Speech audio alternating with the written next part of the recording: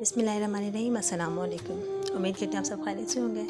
आज की रेसिपी जो है देख के अंदाज़ा लगाएं कि मेरी मोस्ट एंड फेवरेट जो है रेसिपी है। मैं अंडे की जो है आप लोगों के लिए एक नई डिश लेके आई हूँ और रेसिपी बहुत टाइम बाद मैं अपलोड कर रही हूँ। एडिटिंग मैंने बहुत टाइम बाद करी, इसको रिकॉर्ड मैं पहले कर चुकी थी। तो जो यूनिक सी और सिंपल सी रेसिपी मैं आप लोगों के साथ शेयर कर रही हूँ, अगर आप लोग इसको फॉलो करेंगे मेरे स्टेप से, मेरे तरीके से, तो यकीन इंशाल्लाह आप लोगों के साथ भी बहुत मज़ेदार एक अच्छा एक्सपीरियंस जो है रहेगा।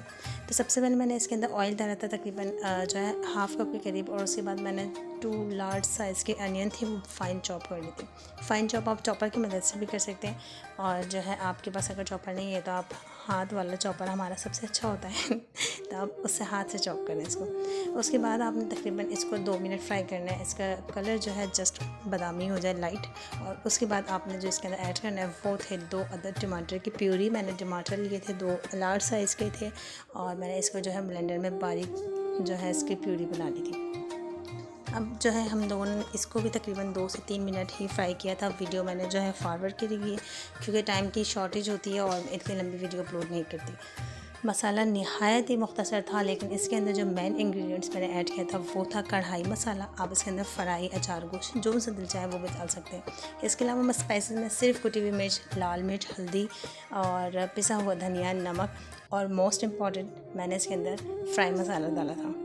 ये टोटली ऑप्शनल है, अगर आपको नहीं डालना तो आप नहीं डालें, अगर डालना चाहते हैं तो वेल, क्योंकि इससे ये है कि एक तो टेस्ट अच्छा होगा और एक नई चीज़ आप लोगों के साथ जो है इंशाल्लाह इन्हांस होगी।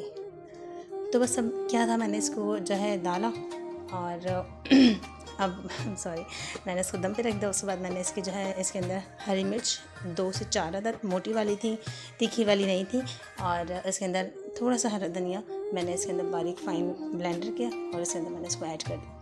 अब ऐड करने के बाद इसको अच्छी तरीके से आपको भूनना था। और हाँ भाई, ये मसला हो गया था बहुत ज़्यादा। अंडे मैंने बहुत हार्ड बॉयल किए थे, लेकिन आपने भी मेरी तरह हार्ड बॉयल इतने नहीं करने लेकिन बहुत हार्ड बॉयल करने अंडे। मैंने हार्ड बॉयल कर दिया, बट फिर भी ये पता नहीं कैसे ख़राब हो गए।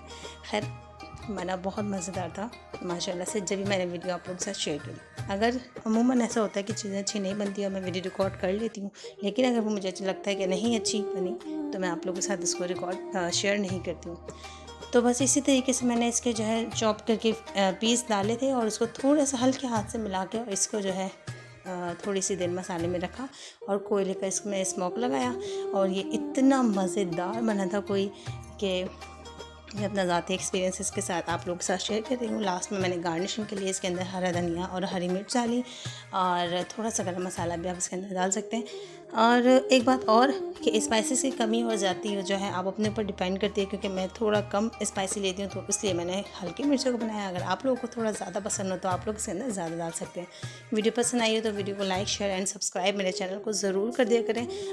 जो है बहुत टाइम बाद मैंने वीडियो अपलोड करी है और यकीनन आप लोगों की सपोर्ट ज़रूर मुझे मिलेगी।